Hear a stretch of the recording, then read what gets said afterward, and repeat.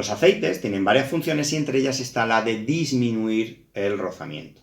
Los elementos sólidos-sólidos tienden a generar un desgaste prematuro en las piezas, elevando la temperatura del motor o provocando una gran cantidad de calor. El rozamiento se opone al movimiento de las piezas, con lo cual perjudica a la potencia del motor. También tiene una función refrigerante porque evacúa el calor que se produce entre los elementos por dicha fricción. Ese calor es enfriado o en el radiador de aceite o en el cárter. Ya solo por reducir el rozamiento estamos haciendo una acción refrigerante. También favorece la estanqueidad entre las piezas, como por ejemplo formar una película entre los segmentos del pistón y las paredes del cilindro. Elimina impurezas generadas por el desgaste de las piezas, partículas carbonosas, polvos, etcétera, etcétera, que son transportados hasta el filtro para detenerlos allí y que no dañen al sistema. También protegen de la corrosión porque tiene propiedades anticorrosivas y están mejoradas con aditivos destinados a proteger elementos metálicos o aleaciones del motor. Y por último, son actuadores del sistema, como ya vimos en la distribución variable, mediante la presión hidráulica.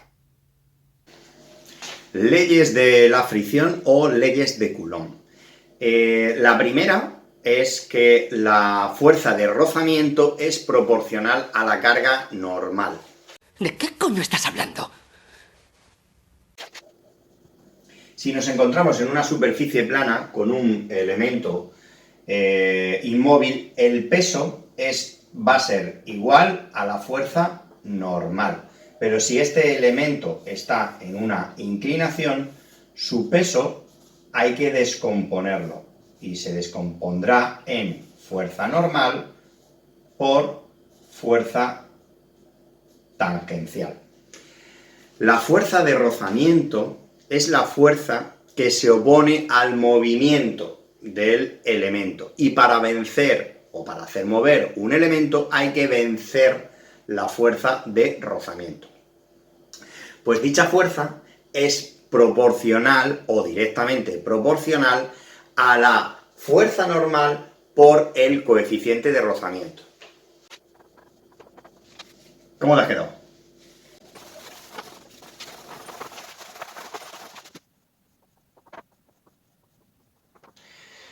La segunda ley nos dice que la fuerza de rozamiento es independiente del área de superficie de contacto. Quiere decir que vamos a tener que aplicar la misma fuerza para desplazar un elemento independientemente del área que tenga en contacto con la superficie. Y la tercera ley de Coulomb nos dice que la fuerza de rozamiento depende de las superficies de contacto. Quiere decir que para poder desplazar un elemento sobre otro va a depender del coeficiente de fricción de cada uno de los materiales en contacto. La lubricación puede ser de tipo elastohidrodinámica, que es en aquellas circunstancias donde la carga de trabajo entre las superficies es alta o hay mucha potencia. En esas circunstancias, el lubricante aumenta su viscosidad y la superficie se deforma elásticamente. Esa viscosidad va a venir determinada en función de la carga de trabajo que haya. Esto suele pasar en cajas de cambio, etc. También las de tipo hidrodinámicas son aquellas que mediante el movimiento de los elementos forman una película de lubricante gruesa entre ellos, evitando así el contacto. No necesita presión de aceite, pero sí un suministro constante de lubricante. Las de tipo hidrostáticas son aquellas que sí necesitan presión de aceite para evitar el contacto entre las superficies, pero no necesitan el movimiento para crear esa película. Y las de tipo marginal son aquellas donde el lubricante no fluye de forma adecuada. Puede ser que sea por una falta de superficie en el contacto, puede ser por una insuficiencia del lubricante, un aumento de temperatura del lubricante, una carga de trabajo excesiva o falta de movimiento entre los elementos. Antes de seguir hablando de los tipos de lubricación, hay que comprender qué es la viscosidad. es la resistencia que oponen los lubricantes, los fluidos, a desplazarse sobre sí mismos, es decir, a fluir. Y esto es medible.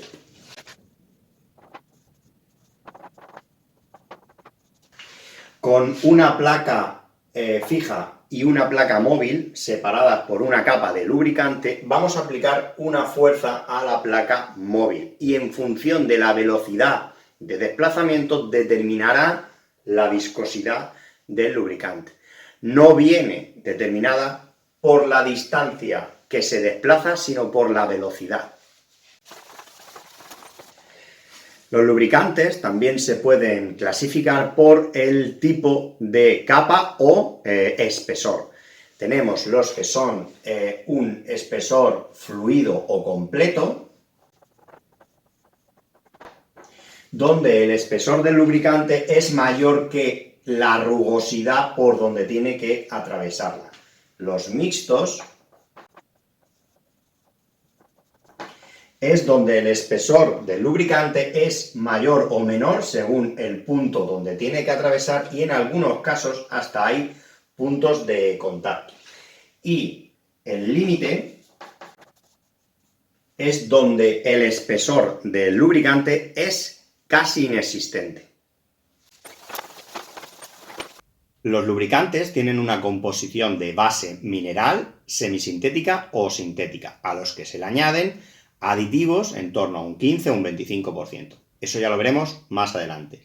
Si la base es mineral, están formados por una destilación fraccionada del petróleo formando hidrocarburos. Esos hidrocarburos, en un porcentaje más o menos, son del 70% parafínicos, que son los que tienen cualidades lubricantes, y el resto son nafténicos, aromáticos, etc., con cualidades disolventes y estabilizadores a diferentes temperaturas.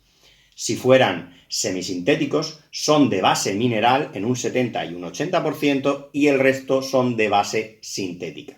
Y los sintéticos son los que están producidos en laboratorio a base de productos naturales donde eliminan las moléculas no necesarias y les añaden otras para mejorar sus características y cualidades. Eso sí, encarecen el producto. La utilización de base mineral, sintética o semisintética va a venir determinada de cierto punto de vista. ¿Cierto punto de vista? Del fabricante que ha hecho el motor, que te va a decir qué lubricante debes de utilizar, el fabricante del lubricante, que te va a decir que para esos motores los suyos son compatibles, y tu punto de vista. Tu punto de vista va a depender de la zona donde vivas, porque en función de la temperatura ambiente vas a necesitar una viscosidad diferente, o de los requerimientos que tú le hagas al vehículo o de servicio, vas a necesitar un aceite u otro. Clasificación de aceites. Podemos clasificarlos por su viscosidad o norma SAE, que atiende a la viscosidad medida a diferentes escalas. En la automoción se emplea los grados SAE y la norma SAE J300 define el grado de viscosidad de cada lubricante. Cuanto mayor es el número, mejor es el mantenimiento de la viscosidad a alta temperatura. A baja temperatura tiende a espesarse aumentando la viscosidad. En frío debe mantener la fluidez lo suficientemente para proteger las piezas metálicas y favorecer el arranque en frío. Los aceites, por lo tanto, deben de modificar su viscosidad en función de la temperatura ambiente. Antiguamente, era normal que existieran aceites monogrado, o para verano o para invierno, donde mantenían su viscosidad en unas condiciones limitadas de temperatura ambiente. Actualmente se utilizan los multigrados, que son una base de monogrado para bajas temperaturas, winter, a las que se le añaden mejorantes de viscosidad para conseguir un buen comportamiento cuando la temperatura ambiente es alta. Podemos clasificarlos también por su condición de servicio. Tenemos las más importantes, que sería la ACEA y la API. La API se realiza en función de unos ensayos en los que se analiza el funcionamiento real y diario de los motores.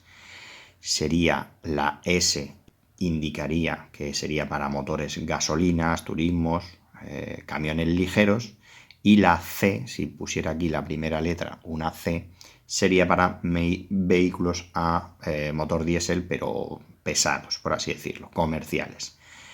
La segunda letra lo que nos indica es la exigencia del servicio, siendo la A la menos exigente y por orden alfabético ascendente, aumentando su exigencia de servicio. En la CA pasa algo parecido. La A es para motores gasolina, la B es para diésel ligeros y la E, que aquí no está porque esto no es apto para diésel pesados, la E sería para diésel pesados. Y posteriormente pues esto lo unificaron, dejaron directamente que este aceite valía para motores gasolina y para diésel ligero, por eso está puesto aquí, de esta manera.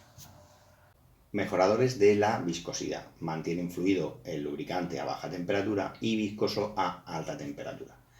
Normalmente utilizan polímeros para mejorar la viscosidad a alta temperatura, como por ejemplo los copolímeros, los polimetacrilatos y los derivados del isopreno. Antioxidantes. Reducen la oxidación por la formación de radicales libres que tienden a captar moléculas de átomos de oxígeno. Utilizan ditiofosfatos o aminas aromáticas. Reductores del desgaste. Generan una capa protectora directamente o mediante productos de reacción sobre las superficies metálicas. Utilizan normalmente derivados del fósforo, alquilo-ditiofosfatos. Detergentes. Evitan la formación de depósitos y barnices, reduciendo así la formación del engomado. Utilizan sales de calcio y magnesio. Dispersantes. Mantienen suspendidas en el lubricante las partículas carbonosas, polvos, cenizas, para llevarlas hasta el filtro. Utilizan normalmente ésteres subcínicos. Neutralizantes. Neutralizan básicamente los ácidos que se producen en la combustión, sobre todo en el diésel. TBN es el índice de reservas alcalinas que tienen los lubricantes para neutralizar el ácido sulfúrico que se forma en la combustión. Utilizan normalmente fenoles, salicilatos y sulfanatos. Anticorrosivos. Protegen de la corrosión por la presencia de oxígeno, agua, óxido.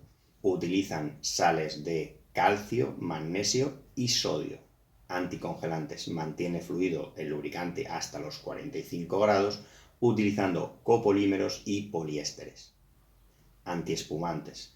Por la formación de turbulencias y la utilización de detergentes se forman espumas que en contacto con el oxígeno forman burbujas en el lubricante.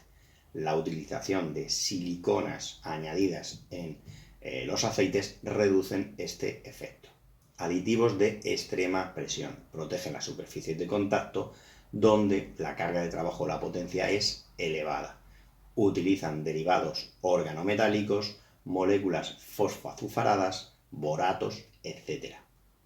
Menuda isóbara tengo en la cabeza. ¡Buah!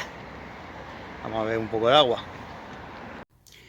Las grasas son de consistencia semisólida por dispersión de un agente espesante con o sin aditivos. Se emplean en alta carga, baja velocidad de giro, poco mantenimiento, temperaturas extremas.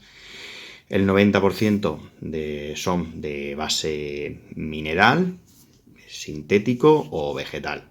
Y los espesantes pueden ser jabonosos metálicos, en este caso son de litio, pero pueden ser de calcio, aluminio, sodio, o espesantes sin jabón, polímeros, ceras, etc.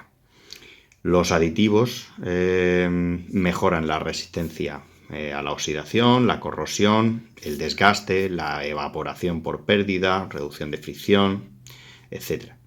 Y las propiedades pues son de punto de gota, que es el punto donde cambia el la grasa de estado semisólido a líquido, la consistencia, que es la dureza de la grasa, y la penetración, que se mide la profundidad que es capaz de penetrar un cono en caída libre con una determinada temperatura.